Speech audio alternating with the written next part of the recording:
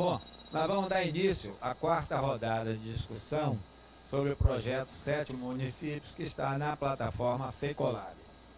A ideia é que agora a gente entre numa fase de discussão do painel de Educação e Cultura, depois de nós termos passado aí 2, 3 meses discutindo com 6 ou 8 pesquisadores a questão da economia. Para que a gente mude de painel, é necessário que a gente também mude digamos assim, de disciplina, de pesquisadores que tenham uma visão agora diferenciada, mais voltada para essa área de humanas, nessa área mais de educação e de cultura. Para isso, nós estamos aqui, recebemos a visita aqui em Salvador da professora Jaci Menezes, que está aqui ao meu lado. Nós vamos ter a participação da professora Fernanda Matos.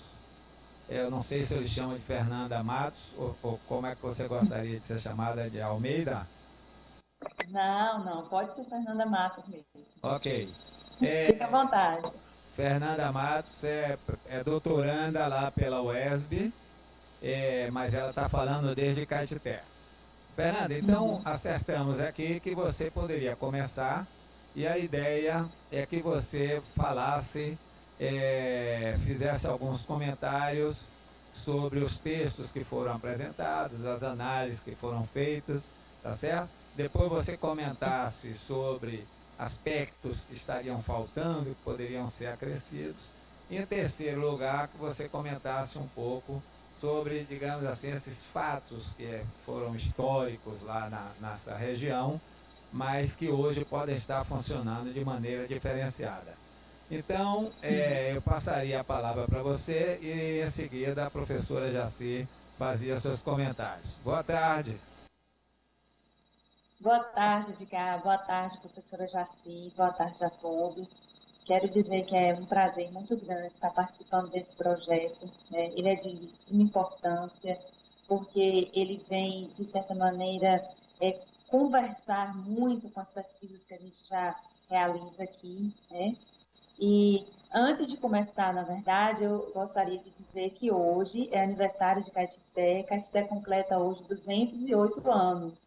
Então, primeiramente, parabéns, Caetité, e que Caetité consiga, né, sobressair-se mais e mais, e que os caetitenses, como sempre se sobressaíram, continuem assim também. Então, depois desse parabéns especial para Caetité, vamos ao que nos interessa aqui, né? Então, eu achei interessante a forma como vocês organizaram as plataformas de textos, as temáticas são bem interessantes, e uma acaba tendo ligação direta com as outras. Então, se eu me perder um pouco aqui, vamos conversando, né? Porque quando a gente para frente ao texto sobre educação e cultura e o outro sobre religião, acredito que os dois estão muito entrelaçados. E pesquisas recentes têm dado conta disso, né? Os aspectos, eles se entrelaçam e, no caso das minhas pesquisas, têm dado conta de laços fortes entre religiosidade, entre cultura e entre educação, né? Lendo os textos que vocês colocaram na plataforma, eu me senti bastante contemplada, porque os textos fazem, de fato, um resumo, né, do que de fato ocorre aqui na região de Caeté, principalmente sobre a presença da igreja e sobre a importância da educação.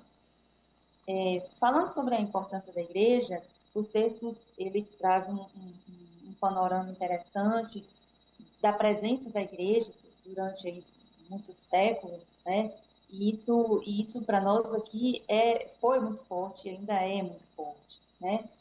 Eu concordo com vocês quando vocês dizem que a igreja, as ações da igreja vão além das ações religiosas, mas elas perpassam também por ações sociais. A igreja esteve presente onde talvez o Estado não estivesse lá talvez nos séculos passados, a presença do Estado era muito pouco, mas a presença da igreja era marcante, né? Então, isso, do meu ponto de vista, faz com que essa região esse lugar tivesse diferenciais que talvez contam, né, pontinhos, vamos dizer, a favor da igreja, ou, enfim. A educação também, a gente também pode incluir a educação nesse patamar, porque a educação sempre foi um diferencial daqui dessa região.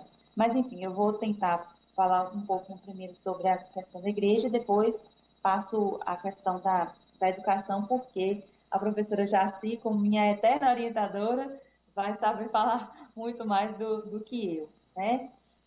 Bom, mas voltando à questão da igreja, e como eu já havia começado a dizer, a igreja está presente no território há muitos séculos, desde talvez o início da colonização, entre aspas, né? A gente tem a presença forte da igreja aqui. A gente tem indícios pelos trabalhos de Erivaldo Fagundes, de Hélio Estrela e de outros pesquisadores daqui da região, que juntamente com as primeiras fazendas de gado, juntamente com as primeiras fazendas, né, a igreja já estava presente. A partir, é claro, de devoções populares, herdadas, né, dos portugueses, e herdada também de famílias mineiras que vieram para cá, talvez fugindo de questões políticas na região das Minas, né? A gente sabe que o trânsito da região de Caeté com a região das Minas era muito intenso, e Caeté fazia parte do que nós chamamos de Caminhos do Sertão. Era o caminho que ligava a região das Minas até o litoral. Então, Caeté está nesse circuito, ligando também as minas de Rio de Contas, etc. Então, a freguesia de Caeté, ou antes até, né, o arraial de Santana de Caeté, ele é desmembrado dessa freguesia de Rio de Contas. E a partir de 1740, talvez, ou um pouquinho mais à frente, 1754, para ser mais precisa, a gente já tem informações de a igreja organizada aqui em Caeté em torno de uma comunidade de devoção a Senhora Santana, né? Daí para cá, a gente entende que a igreja continuou com seu papel importante, não só de cunho religioso, mas também de cunho social. Era em torno das festas da igreja que as pessoas se organizavam. As festas religiosas marcavam o calendário, marcavam o tempo, né? E por esse motivo marcava a vida das pessoas. Então, a partir de 1754, quando Caeté vira freguesia, né, isso vai se tornando mais marcante, se é que eu posso dizer assim. E ao longo do século XIX, isso só foi aumentando. Tanto a presença da igreja é tão marcante na vida das pessoas, que até no próprio nome da vila, a presença da igreja está presente, existe a presença da igreja, né? Não é à toa que Caeté, em 1810, em 5 de abril de 1810, foi elevada à categoria de Vila Nova do Príncipe Santana de Caeté. Então, havia uma referência às questões religiosas, havia uma referência à devoção popular das pessoas à Senhora Santana. Se a gente for observar também o espaço da cidade, o espaço como o arraial, depois a freguesia, depois a vila se organiza, não foge muito das outras vilas da mesma época. As casas se aglomeram, se organizam em torno da matriz. Isso já, do meu ponto de vista, é um indício forte da presença e da importância que a igreja tinha sobre este lugar, sobre a vida dessas pessoas, né? Com o tempo, ou com a chegada ao século XX, essa importância só vai crescer, né?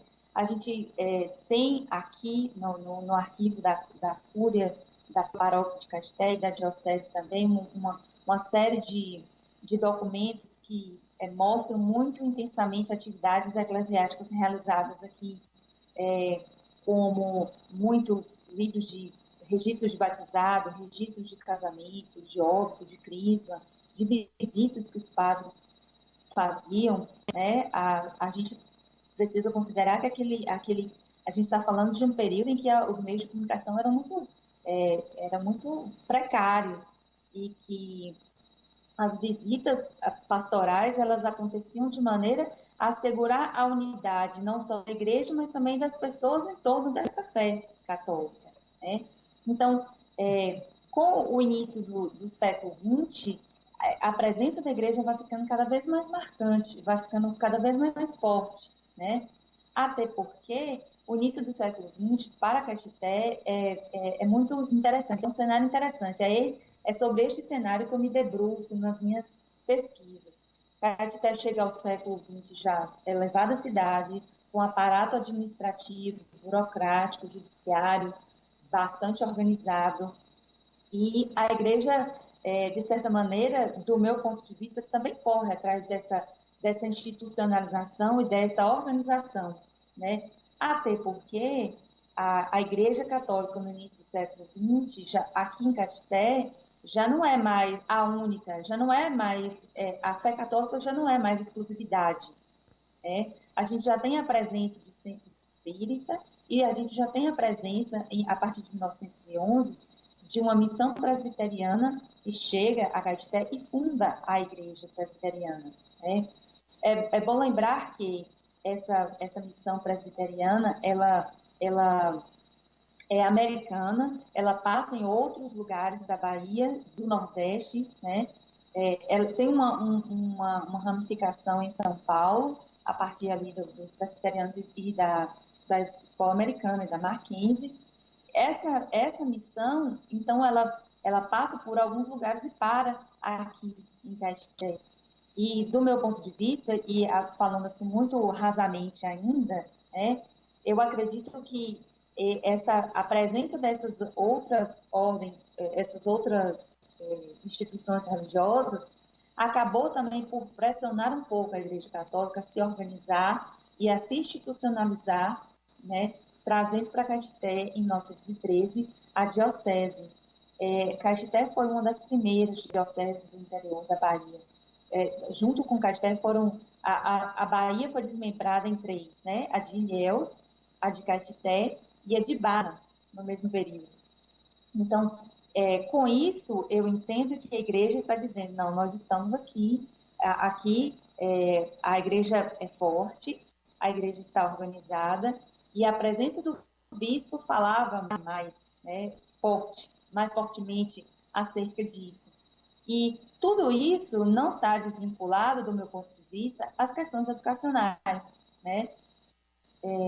E sobre isso também eu me debruço um pouco, porque se a gente vai às fontes escritas que a gente tem sobre o século XIX e início do século XX, a gente já vai ver a presença, a existência de escolas de primeiras letras, né? A professora Jaci adora, a existência de escolas de primeiras letras aqui em Caetité, vinculadas a professores específicos, ao próprio João Gomes, fundador do jornal A Pena, né? O arquivo de Caetité, que é muito rico, tem um acervo maravilhoso, ele já traz, guarda alguns livros de registros dessas escolinhas particulares e pequenas que funcionavam às vezes na própria casa dos professores, ou os professores particulares iam à casa dos alunos, né? Então, o século XX, em relação à educação, com o início do século XX, a gente tem uma virada no que diz respeito à educação aqui, né? Principalmente por quê? Porque ainda em 1898, por intermédio de Diocleciano Teixeira, que era senador na época, é implantada em Caetité a primeira escola normal. E por conta de questões políticas também, não diria interferência, mas talvez por questões políticas, de divergências, na verdade, políticas do próprio Diocleciano, essa mesma escola normal é fechada em 1903. Então fica um vazio na educação em Caetité. esse vazio é suprido por essas pequenas escolas, como eu já disse antes, e ele só vai ser suprido mais intensamente já no início da década de 10, quando os presbiterianos chegam, fundam uma escola, e para fazer frente a essa escola americana, os jesuítas, por intermédio dos padres né, e do arcebispo Tomás da Bahia, fundam também uma escola jesuíta aqui. E aí a gente tem uma coisa muito interessante, né?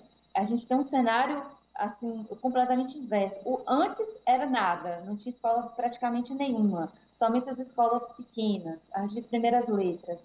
E agora a gente tem duas escolas de qualidade muito interessante, né? Os relatos e os documentos, os jornais da época dão conta, né, de duas escolas funcionando plenamente, funcionando muito bem, com alta qualidade aqui em Caeté nessa época. E essas escolas, ao que tudo indica, elas recebem alunos não só daqui de Caeté, mas de toda a região.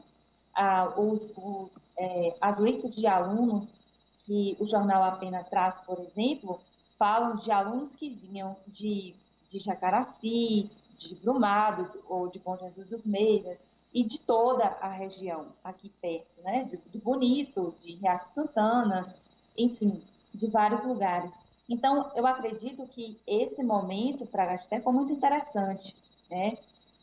Por coincidência ou não, eu não diria coincidência, mas talvez por uma série de fatores, né, junto aí religiosidade e as próprias igrejas, as próprias instituições, por questões políticas, a gente tem um cenário educacional em Casté muito favorável a quem queria estudar, né? E esse cenário, eu acho que ele reflete não só aqui em Casté, mas em todas as cidades da região. É bem verdade que a educação não era para todos, era para uma minoria. E uma minoria, em se tratando da escola dos jesuítas, por exemplo, uma minoria masculina. Mas a escola americana tinha esse diferencial, educação para meninas. Era uma educação moderna, era uma educação aos moldes dos americanos. E recentemente eu estava fazendo pesquisas na Faculdade Mackenzie, que foi a primeira escola americana daqui do Brasil, e é que tem, talvez, que teve mais respaldo, que ainda tem, que hoje virou uma grande universidade. Eu fui atrás dos proscritos que falavam como funcionava essa escola americana. E a gente percebe que era uma educação de muita qualidade. Eu não encontrei exatamente relatos e nem fontes específicas sobre a escola de Caeté, mas como a gente entende que havia um trabalho, eu poderia dizer, em rede, né, eu acredito que algumas características das escolas eram comuns a todas. Então, isso me leva a crer que a escola daqui de Casté seguia algumas características dessa escola americana e depois escola Mackenzie de São Paulo também.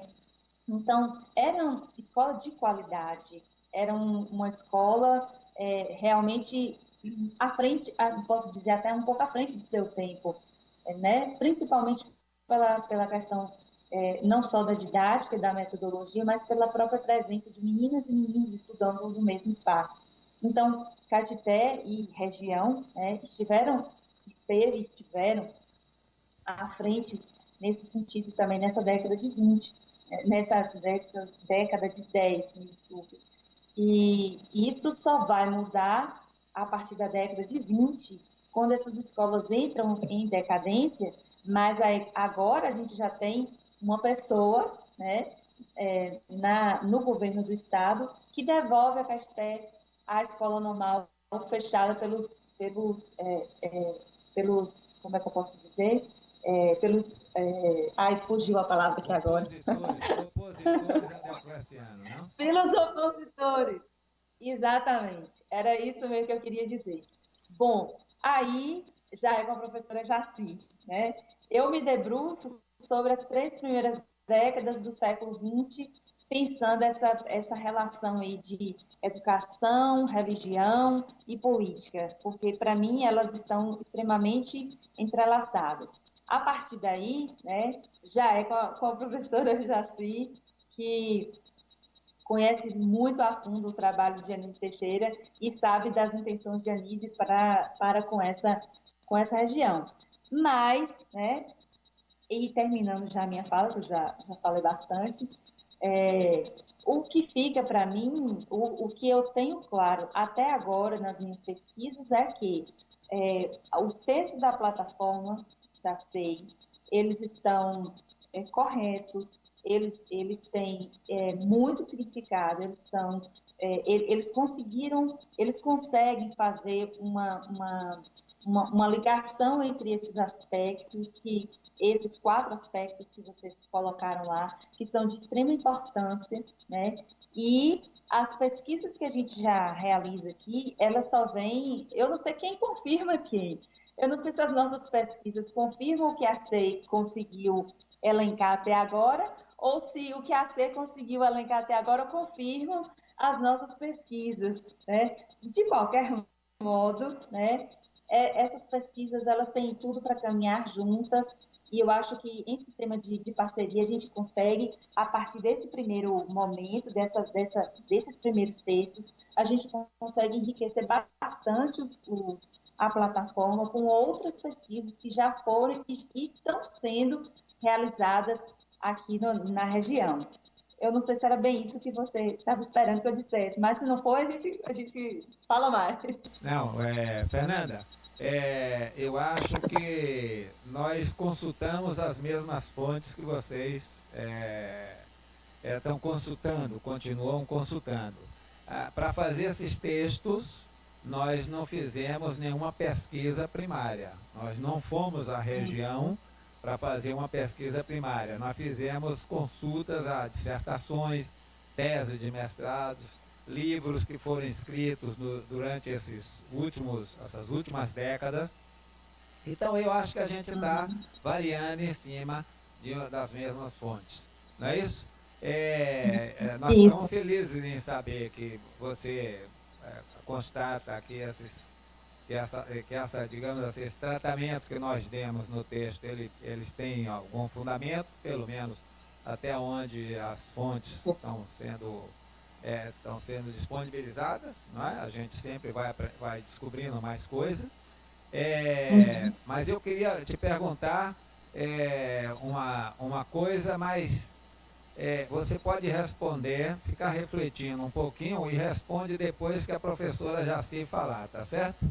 Então eu queria te perguntar o seguinte: claro, você comenta muito os fatos de uma concentração em Caetité como um polo cultural importante e regional. Esse polo foi um polo que foi formador de mão de obra na área de educação, não é? E essa mão de obra voltou para seus municípios e aí voltou a formar mais gente, etc. Ou seja, com isso você está levando traços culturais importantes que porventura venham da igreja ou venham dos professores, etc. E tal. Agora, o que eu queria que você refletisse, se você também não pesquisou sobre isso, você não pode comentar, evidentemente. Eu queria que você, se pudesse refletir depois da análise da professora Jaci, se este polo cultural desta região, ele foi o único fora de Salvador, na Bahia. Será que outros aconteceram na dimensão e no porte e no tempo largo do que aconteceu nessa região de Caetité? Será que em Barra as coisas foram só concentradas na cidade? Ou em outros lugares, como Feira de Santana, também se concentrou, mas não teve uma repercussão regional como foi Caetité? Essa é uma questão que eu acho que a gente pode voltar depois da conversa com a professora Jaci. Professora, então, ela passou a bola para a orientadora e agora é contigo.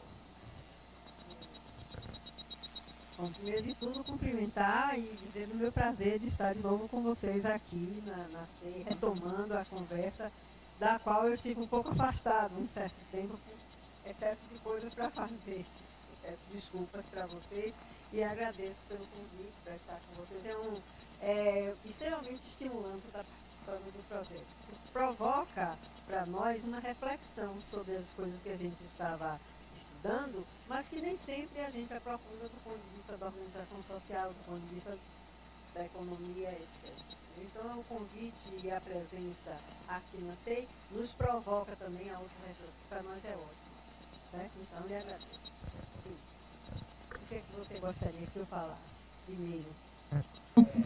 Eu acho que se você pudesse abordar, quer dizer, você lê os textos, se você pudesse abordar, digamos assim, fazendo uma análise crítica sobre os textos, se eles estão correspondendo às suas expectativas, se eles abordaram todos os aspectos, e se você pudesse também refletir sobre assim, o papel que teve a escola no formato, nos princípios de Anísio Teixeira, o papel que teve na formação de uma cultura regional e que a gente constata que, pelos números, a gente pode encontrar uma mancha azul, como nós estamos chamando, diferenciada de outros lugares da Bahia. Se você pudesse comentar esses aspectos, seria ótimo.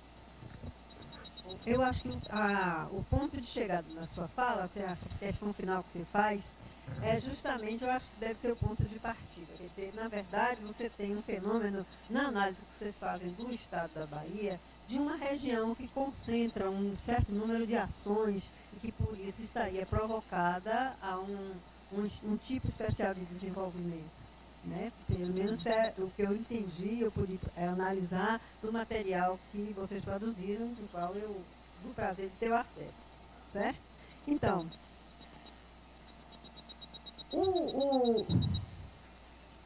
os estudos sobre a história da educação que a gente vem fazendo não começaram há pouco tempo. Eu comecei a trabalhar justamente na CEI, com algum tempo atrás, analisando os dados os indicadores sociais, etc. E a importância da educação nesse conjunto de indicadores. Não, sou da área da educação, então naturalmente provocada a pensar sobre isso. E nós contamos, na ocasião aqui mesmo na CEI, com a consultoria de pessoas extremamente importantes da área da educação, a professora Dilza Ata, o professor Felipe, mas sobretudo o professor Luiz Henrique Dias Tavares. E o professor Luiz Henrique já nos chamava a atenção sobre a importância dos centros regionais criados por Anísio Teixeira para organizar a ampliação do sistema educativo na Bahia na década de 50. Certo? Então, basicamente o estudo da gente é em cima da expansão e especialização, vamos dizer assim, do sistema educativo na Bahia, mais a presença de, vamos dizer, não queria usar o termo só de elite, mas de uma liderança educativa e social e que se vale da educação como forma de expansão, né? Que é justamente a família Teixeira, vamos chamar assim, e depois outros, como o Fernando está colocando, a partir da chegada dos presbiterianos. Então, se de início a gente tinha somente escolas de ler, escrever e contar, né? A partir de algum momento, a gente começa a ter primeiro as escolas normais e depois a presença do Colégio dos Jesuítas e depois do Colégio Presbiteriano. Né?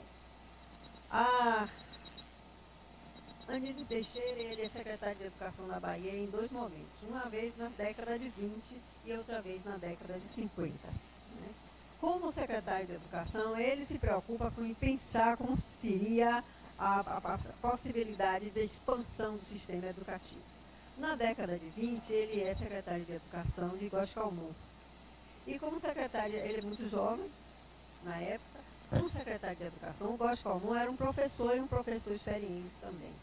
E estava preocupado com a questão do analfabetismo, ainda muito grande no estado da Bahia. A população baiana era predominantemente analfabeta, uma enorme ausência do sistema educativo, que embora tivesse acontecido, aconteceu pontualmente e em torno de determinados grupos. Né? Então, a preocupação de Anísio e de Góes Calmon, de Anísio, é no sentido da expansão do sistema de ensino, da criação dos ginásios também logo em seguida, né? A Anísio vai começar a se preocupar com a questão dos ginásios, mas principalmente a expansão do sistema educativo ainda naquele momento, o primário. E que vai se valer da experiência que Diocleciano inicia da criação das escolas normais, né? Então, Diocleciano, ele antecipa, ele não é assim, essa formação da família, vamos chamar Teixeira, não é uma coisa que é provocada por Anísio, que vamos dizer que é o maior expoente, né? Mas você vai vendo que havia uma preocupação com a questão da educação na família e num grupo, vamos chamar assim, de pensadores, para a gente não chamar uma elite intelectual e política que existia. Então, é extremamente interessante notar que não eram somente provocadas por, por exemplo, vamos dizer, nas capitais do país, e nem na capital da Bahia exatamente, entendeu? Mas a preocupação com a expansão disso em outros espaços, né? Tanto do ponto de vista daquele grupo que vai criar a escola de Barra e de Caetité, né? Diocleciano lidera, como aquele grupo que vai provocar e aceitar e trazer para lá, por exemplo, o Colégio dos Jesuítas já na década de 10, na década de 1910. Em 1910 se instala a República em Portugal. E a República é bastante anticlerical, a República em Portugal. Há uma expulsão de quase todas as ordens, ou de todas as ordens religiosas, e o fechamento de escolas vinculadas a ela. E isso provoca a expulsão dos jesuítas. Os jesuítas, então, expulsos de Portugal, vão procurar vir para o Brasil, por causa, inclusive, do idioma, eram portugueses, etc. E aqui, os republicanos também recebem correspondência, estímulos, etc., dos republicanos portugueses, no sentido de tentar barrar a chegada dos novos grupos no Brasil. Isso cria inicialmente uma dificuldade de desembarque, inclusive. Depois disso é superado e os jesuítas vão vir para Salvador e para Caetité, né? Trazidos do bispo de Caetité, numa aliança com a família lá, o pessoal, as lideranças políticas de Caetité.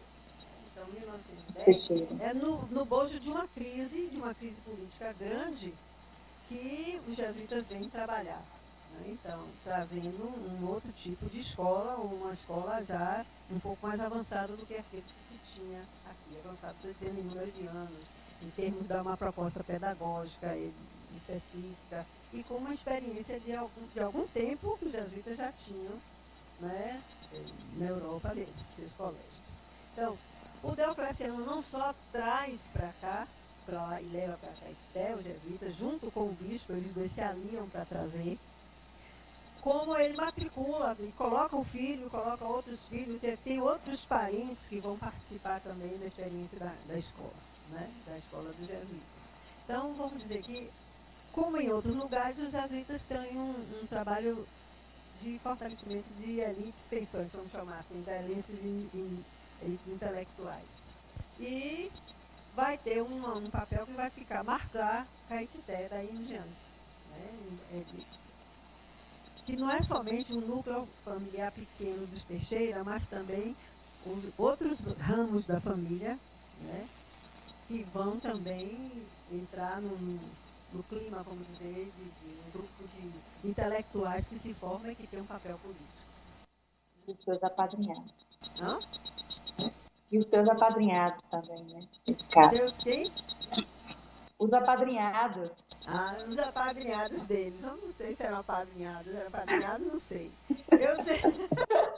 Talvez. Como o Hermes Lima, como a outra família Lima toda, que também era de uma liderança enorme, de importância. Vai dizer que o Hermes Lima, salvo engano, é o primeiro que faz um projeto de reforma agrária para o Brasil, né? Então tem uma elite que é capaz de pensar politicamente, inclusive de uma forma menos voltada para os seus apadrinhados e abertos às necessidades da população, né? Então, você tem ramos diferentes da família, mas tem uma elite que pensa politicamente, né? Que tem como outras também pensam, mas uma determinada forma de pensar que pretende ampliar os benefícios que a educação traz para a sociedade, né? Então, a preocupação com a escola, a preocupação com outras atividades que mostram um determinado tipo de elite política que se instala.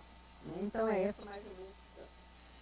Do ponto de vista das escolas normais, a experiência inicial é ter Salvador, Caetité e Barra. A Diocese de Barra também tem uma enorme importância, porque é no São Francisco e bem na bifurcação, na entrada que seria para subir para o Nordeste e Norte. Né? Então, ela é até hoje importante, embora esteja um pouco mais silenciada. Eu lembro do episódio, das preocupações, inclusive, do bispo de Barra com relação à questão da transposição do São Francisco, da importância de chamar a atenção sobre os possíveis prejuízos que isso podia trazer, ou seja, de preocupação com trabalhadores rurais que trabalhavam no campo, que trabalhavam, certo? Então, só em passando, certo? Então, o jornal A Pena me foi apresentado por Fernanda. Fernanda é uma orientanda querida. Aliás, meus orientandos nunca deixo de dizer que gosto muito do trabalho feito com eles. O trabalho de Fernanda é muito querido. Fernanda trabalha com a transformação da antiga escola normal, então extinta, na escola dos jesuítas, e depois a volta da escola normal para lá. Né? Tivemos a oportunidade de sair andando por Caetité e ela me mostrar os alicerces da escola, onde hoje é a Câmara de Vereadores, é isso? Então, Isso mesmo. Nós fomos ver, ela me mostrou, olha, professora, aqui provavelmente estava o colégio, aqui estava, entendeu? Uma preocupação muito... Fernanda é extremamente minuciosa no seu trabalho, dedicada, minuciosa no bom sentido, no sentido de não deixar lacunas. Né? Tem questões colocadas, vamos atrás delas, que não pode responder, só não foi possível responder.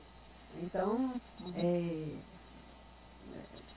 gosto de realçar que o trabalho de orientação para o professor é um trabalho de crescimento no conhecimento.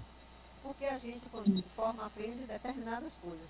Mas na relação com os orientandos, os diversos, a gente vai acrescentando e vai tendo novas provocações para o trabalho da gente. Então, Caetité, Salvador, Barra mostram uma Bahia, né, de ponto de vista diferente, tanto do litoral como lá na bifurcação de quem vai subir para o Nordeste e quem sabe lá para o Norte, e Caetité como ponto de ligação já com Minas Gerais, e que historicamente tem uma importância grande por aí, certo?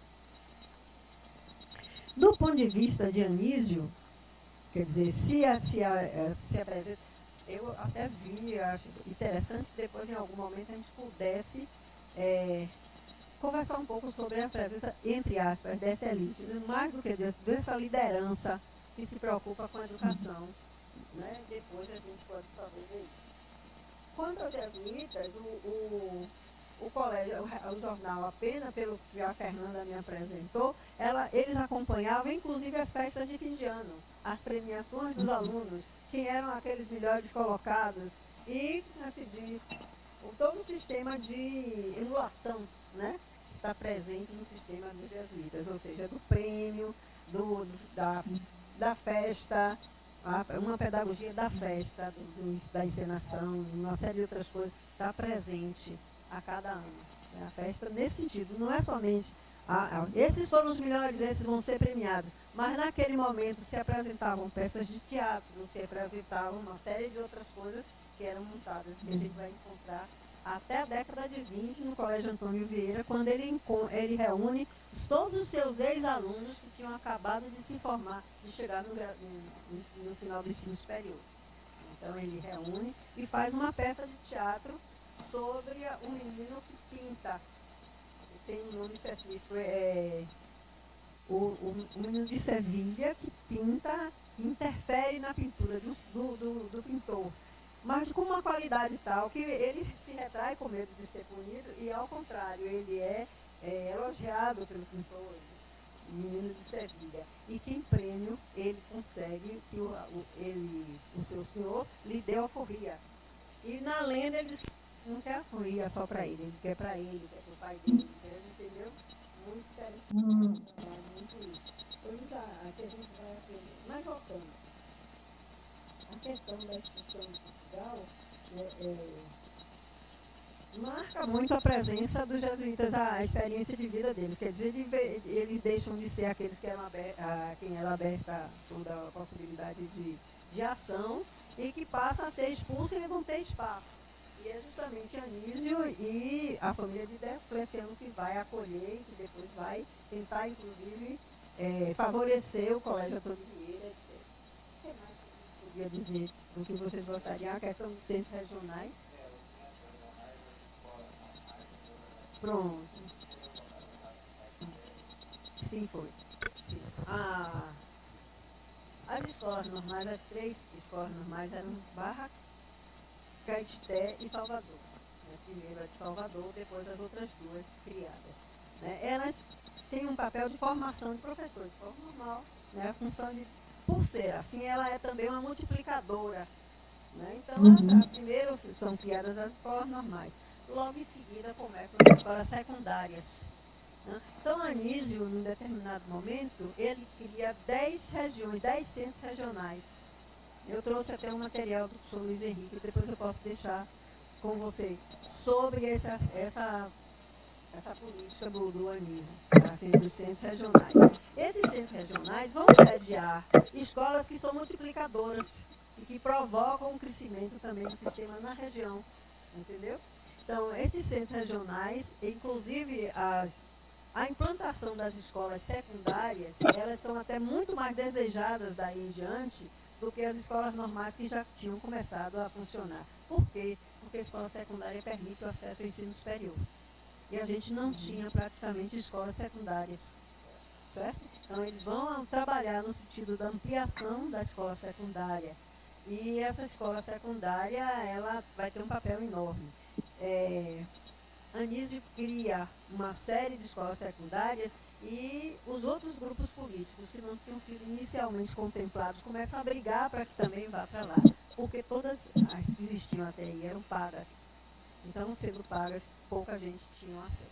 Então, a ampliação do sistema de escola secundária provoca o crescimento das universidades e a possibilidade do acesso ao ensino superior. Então, o que mais? A gente dá uma paradinha para poder respirar. Tá?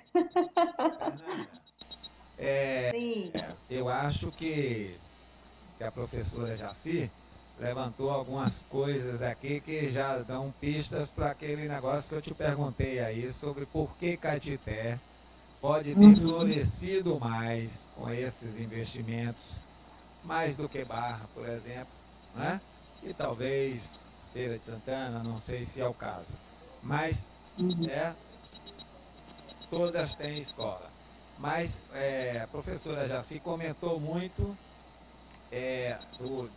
a liderança do Diocleciano, como essa liderança mais intelectualizada, ela pôde potencializar talvez os investimentos, não só a atração dos jesuítas lá para a região, como o fato de você dar prioridade à questão da educação, porque a ele também, o pai dele deu prioridade a ele em estudar fora da Bahia, inclusive, para fazer medicina, né? Então, é muito provável que esse tom diferenciado desses investimentos em Caetité e região possam ter sido, pode ter uma explicação a partir dessas lideranças que tiveram essa capacidade de potencializar esses investimentos. É possível a gente raciocinar dessa forma aí, Fernanda? Eu acredito que é completamente possível. Até porque, assim, eu acho que essa mentalidade, ela já vinha até um pouco antes de Diocleciano. Se a gente presta atenção, né, nas famílias que moravam em Caetité aqui no século XIX, a gente já vai ter certa necessidade de educação, de civilidade. Eles gostavam de ser civilizados, né, entre aspas, né? Eles gostavam de ser tidos como letrados. E essa era uma vaidade para eles, tanto ter dinheiro, quanto ter poder, quanto ser letrado. E isso só vai intensificando, né, com a presença de Diocleciano e da sua família, né? E no início do século XX, eu acho que a gente tem o contexto do cenário nacional já também interfere nisso. A gente tem aí o início de uma república, a gente está falando de um período, entre aspas, de entusiasmo pela educação, né? A gente também está falando de um período em que o Estado talvez não dê conta disso, e como o Estado não daria conta disso, as elites, né, a elite, como a professora chama, a elite intelectual daqui de Caeté, vai acabar buscando alternativas. E uma das alternativas que eles encontram é a educação a partir de quem sempre ofereceu a educação, a igreja, né?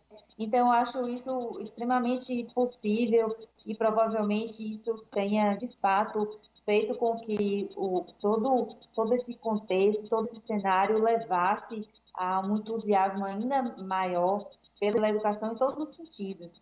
Quando a professora Jaci estava falando, eu me fui recordando de algumas coisas que a gente pesquisou ao longo da tese, da dissertação de mestrado, e inclusive em relação à própria presença jesuíta aqui no sertão.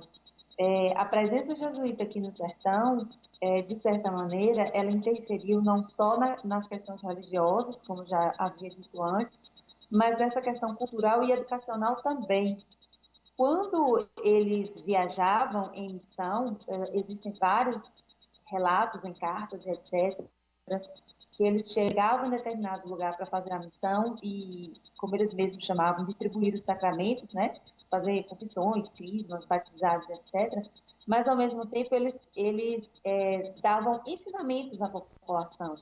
Então, eles não estavam preocupados só com distribuir os sacramentos e, de certa maneira, nutrir a fé católica, mas eles também estavam preocupados, entre muitas aspas, em civilizar, em letrar, em torno de uma cultura religiosa, mas também não religiosa, né?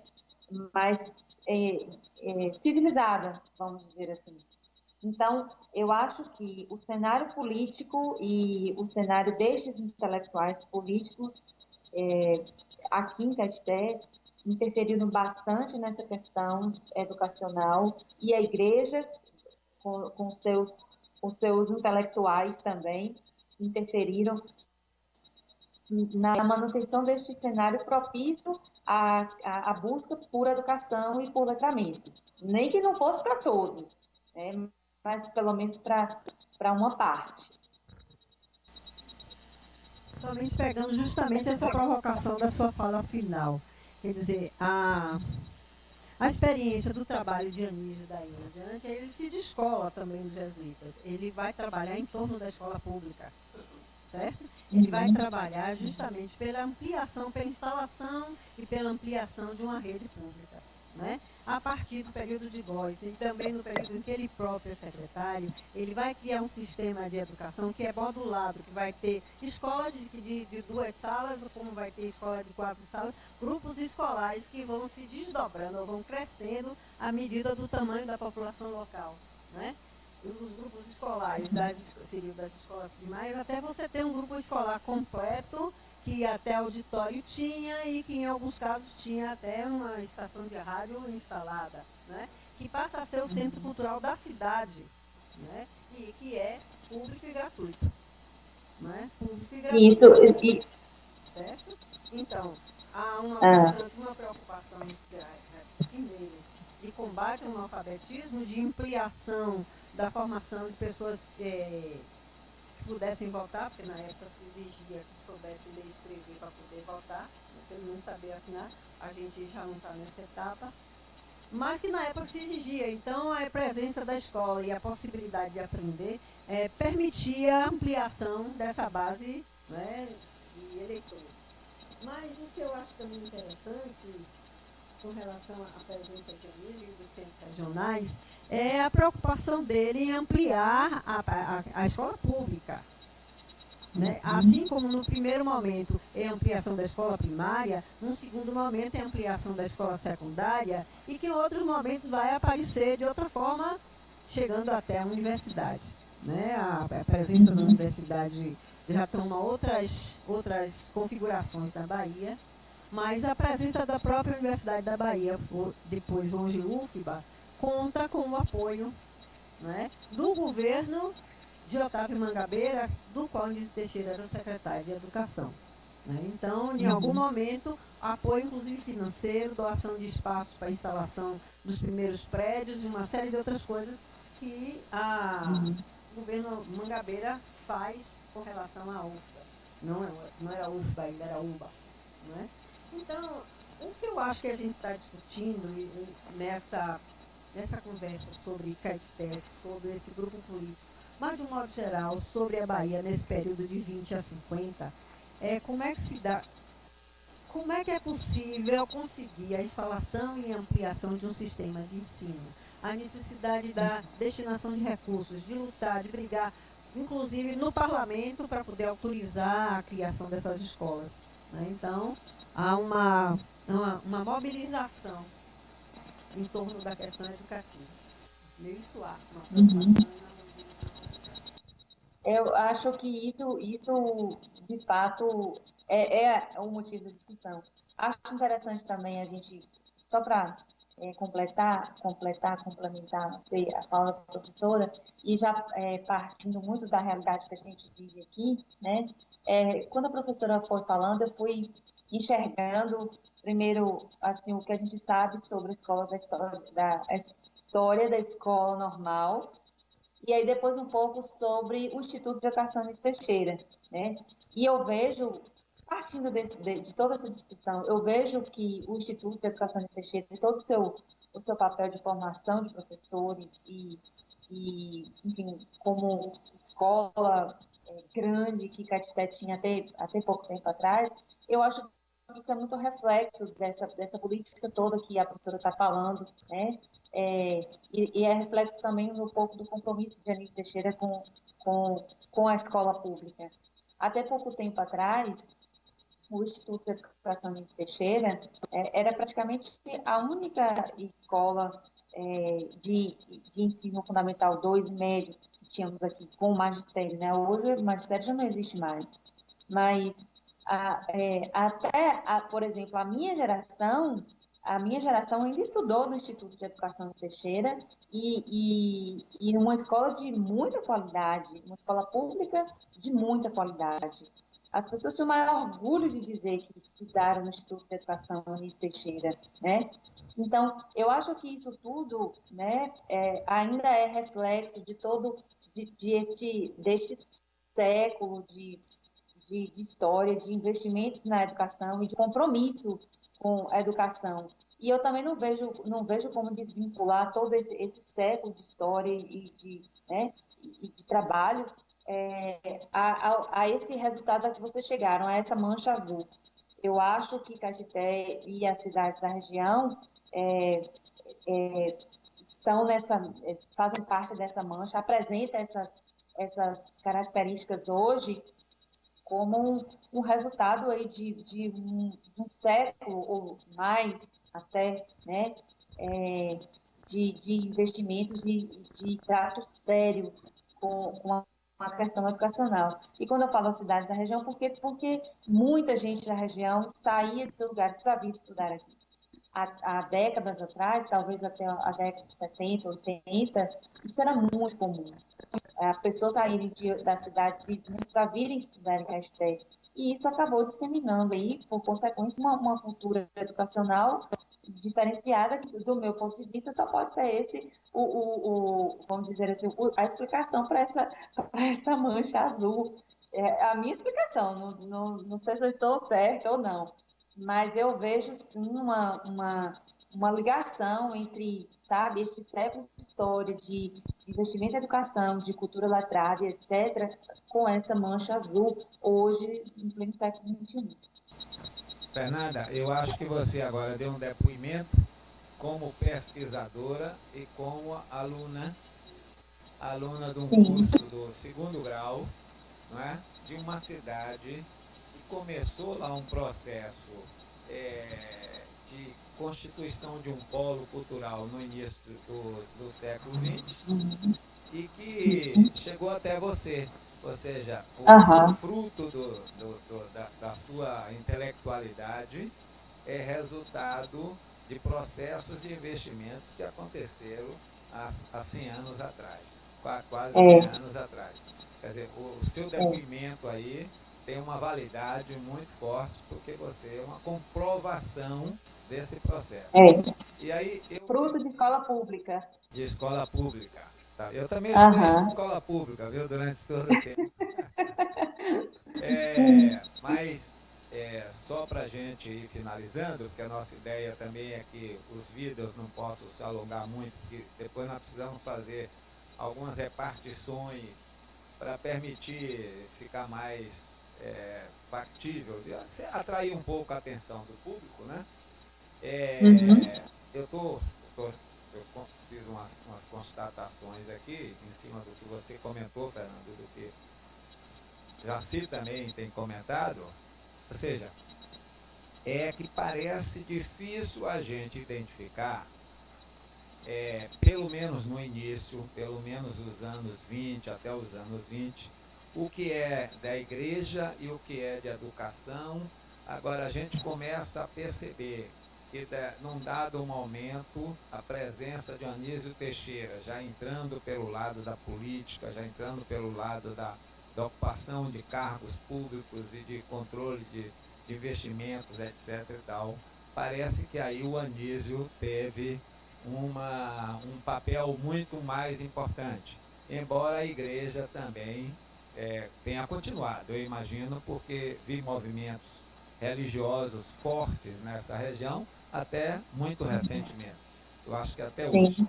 Agora, é possível a gente, para finalizar, uma última provocação para finalizar, é possível a gente identificar, digamos, se este comportamento da Mancha Azul, um comportamento mais social, ele, ele foi influenciado, digamos assim, mais fortemente pela igreja, ou tem aí muitos fatores que isso só se acontece mais por educação? É possível fazer algum exercício sobre esse aspecto? Começando, Fernanda? Pode começar por Ai, você. meu Deus. Não, Essa pergunta foi difícil. tá? Porque, assim, Nós essa podemos pergunta é deixar para difícil. depois também. Podemos marcar uma outra oportunidade para a gente refletir Ah, sobre isso. Mas continue. porque, assim, eu entendo que é, o papel social da igreja foi muito importante, né? Se a gente for há 5 anos atrás, nós escrevemos no livro 100 anos de fé e missão nas terras sagradas do sertão para comemorar os 100 anos da diocese, e a gente passou por todos os bispos daqui. E a gente percebe em cada bispo, é claro que com suas particularidades, mas um papel social interessante, importante, né?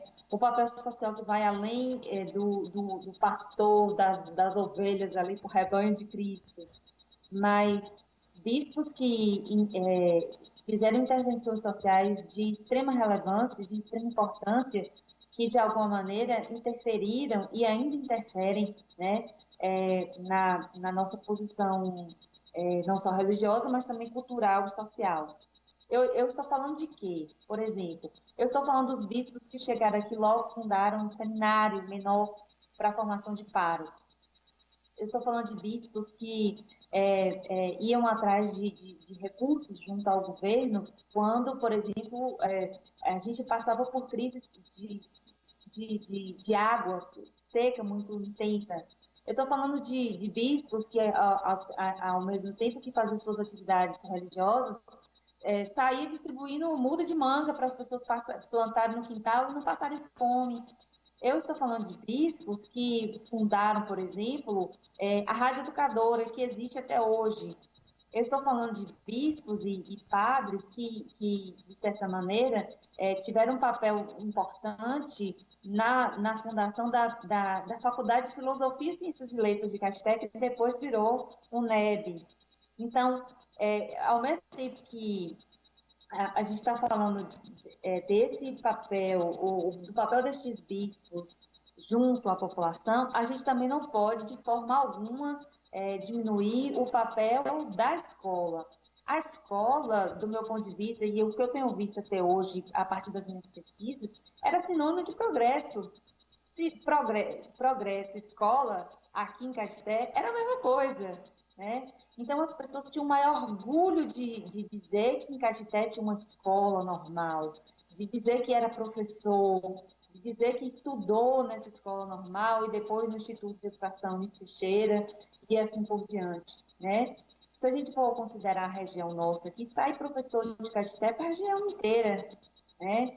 Então, eu não consigo equiparar o papel de um e de outro, mas eu entendo que tanto a escola, a educação, quanto a igreja, elas tiveram papéis extremamente importantes na constituição dessa dinâmica que a gente vive aqui, que parece, tem hora que eu falo assim, será que a gente vive assim só aqui? Será que as pessoas vivem assim aqui? Será que é uma particularidade daqui?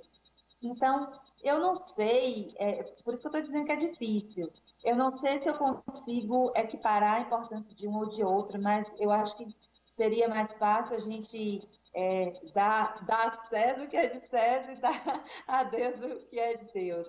Dar à igreja o que é da igreja e dar à escola, à educação, o seu papel importante que é só dela.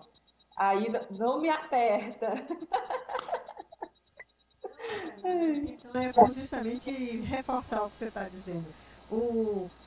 Essa ligação tão forte que existia entre igreja e escola, ela vai ser, como se diz, vai colocar à prova o Anísio Teixeira educador, né? Até ele chegar a ser aquele que vai representar o maior defensor da escola pública, gratuita e universal, né? Que trabalha os conteúdos como um todo e é escola pública e que vai batalhar na década de 60 e 70, já mais perto da gente, para que não houvesse bolsas de estudo pagos pelo Estado para escolas privadas, né? Tem toda uma luta em torno da escola pública que ele passa a ser liderança nacional, né? A gente sabe de todas os melindres que vieram daí, né? E das dificuldades nas relações que existiam entre ele e a igreja por conta dessa posição. Anísio vai ser o líder da discussão sobre escola pública e sobre a importância da escola pública, vai formar outras lideranças nacionalmente, inclusive o Florestan Fernandes, uma série de outras pessoas vão circular em torno de Anísio e do INEP, né? Que é um grande centro de formação de liderança em torno da escola pública, né? Então, isso era interessante somente de dizer. E eu somente queria, como se diz, me provocar um pouco, aqueles protestantes que estavam em Caeté, eles vão para Wagner. E lá em Wagner, eles criam a escola e ela funciona também. Exatamente. Uma escola e um hospital. Uma escola e um hospital. E tem também, ela é uma escola de coeducação para meninas e para meninos. As meninas tinham determinado tipo de formação, trabalhavam no hospital, trabalhavam em outras atividades, na escola preparavam para professoras, e os meninos preparavam para trabalhar na agricultura. E a gente se pergunta até que ponto essa escola de Wagner não vai influir depois na pujança de Irecê, por exemplo. A parte toda de agricultura e tudo mais daquela região lá de cima mais. Então e é interessante que é um modelo norte-americano muito forte depois da Guerra de Secessão, onde você vai ter umas escolas implantadas, inclusive com lideranças negras criando escolas desse tipo. Entendeu? É interessante encontrar. Eu encontrei um livro, chama História de um Negro, Memória de um Negro.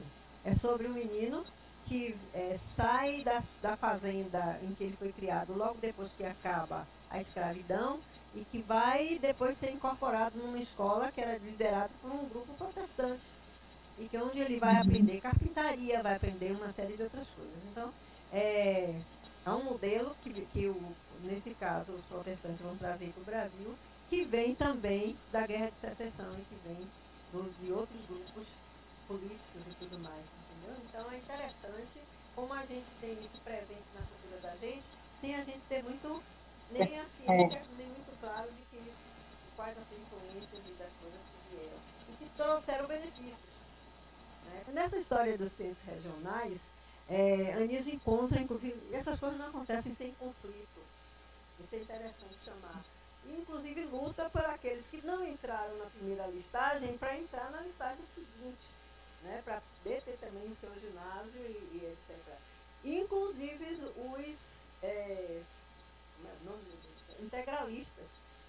O pessoal daqui da região mais daqui de cima, briga de Serrinha, principalmente, para conseguir botar aí uma escola que não estava na lista original de Anísio, entendeu?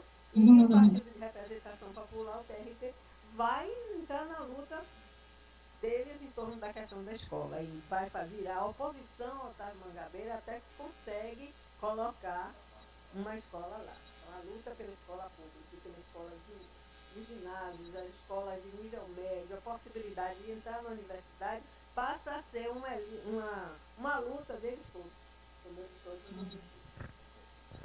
Bom, eu queria agradecer a você, Fernanda, desde Caetité, parabenizar aí ao pessoal de Caetité, a população. Eu acho que essa cidade merece os parabéns, porque eu acho que ela tem um desenvolvimento que é muito diferenciado de outras cidades da Bahia, que a gente conhece. Ela representa muito assim o conteúdo mais importante, ela e sua região, conteúdo mais importante dessas pesquisas nossas. Eu acho que ela se mostrou nas nossas pesquisas, a região toda, né? Através da Mancha Azul. Então, eu acho que, efetivamente, ela merece os parabéns nossos. Pena que a gente não está aí, começou a fazer frio aí, Fernando? Não, hoje está um calor danado. Então eu vou, quando tiver um friozinho aí, lá para julho, a gente vai. Vem para a festa de Santana. Quando é a festa de Santana? A festa de Santana é no dia... Na verdade, assim, festa aqui é o mês de julho inteiro. Começa o dia 1º de julho, 2 de julho, Independência da Bahia. Aí depois tem a festa de Santana de 17 até 26. Tá legal. Ok. A gente queria agradecer a sua participação. Muito obrigado. Nós vamos fazer... Também obrigado a Jaci, que está aqui com a gente. Nós vamos fazer agora a edição... fazer alguns ajustes nesse vídeo e vamos divulgar ele por partes. Cada semana a gente bota 2, 3 partes e aí mandamos sempre avisar para vocês compartilharem com seus alunos, com as turmas todas. Tá bom? Edgar, eu aqui agradeço. Queria me colocar à disposição, apesar de que minhas pesquisas estão só começando, né? Como eu lhe falei antes, eu nesse semestre, junto com o meu orientador, que chama Felipe Marta, nós decidimos fazer uma missão de estudo lá na PUC, em São Paulo. Eu estou fazendo umas disciplinas lá, e aí, enquanto eu faço disciplina na PUC, eu pesquiso na Mackenzie, pesquiso ali, pesquiso acolá, e assim estou indo. Então, eu estou lá e cá, né? Então, as pesquisas, na verdade, ainda estão começando. Eu ainda não consegui me aprofundar em determinados assuntos. Eu espero que daqui para frente, a proporção que os trabalhos das seis vão se aprofundando, as minhas também vão se aprofundando para a gente poder dar conta de caminhar junto. Estou sempre à disposição, quando precisar de mim, eu poder ajudar, pode contar comigo. Na verdade, o que a gente está discutindo são esses modelos mentais que colocam na cabeça das pessoas desde sempre, né?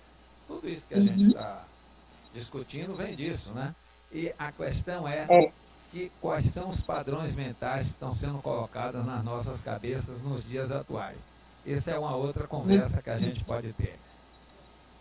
Eu só queria chamar a atenção que, de um modo geral, já até o behaviorismo a gente já briga com ele, mas a ideia básica é que quanto mais a gente é estimulado e aplaudido e aprovado para determinadas atividades, mais quer fazer. Então, o próprio caldo de cultura vai fazer com que quem inicialmente não foi alcançado comece a brigar por mais escola, por mais saber, por mais participação, entendeu? Nesse sentido da democratização da escola e do saber, certo? Então, quanto mais isso é valorizado, isso é reforçado, não é casual aquele negócio das festas e da premiação. Todo mundo quer ser o melhor aluno, se puder. Né? O que a gente tem que fazer é o contraponto. Se a gente quer que todos aprendam, a gente quer saber que abra espaço para que todos de fato possam aprender. Né? Então, não é somente a preocupação da formação das elites, mas de que essas elites sejam permeadas por todos os grupos sociais. E por isso a importância da escola pública. Entendeu? Não estou desfazendo das outras de jeito nenhum. Todo ao contrário, mas dizer de que a gente tem de em algum outro momento começar a falar das comunidades quilombolas, na luta pela sobrevivência da população, de como eles brigam também pela escola. Não é? Bom, gente, estamos encerrando.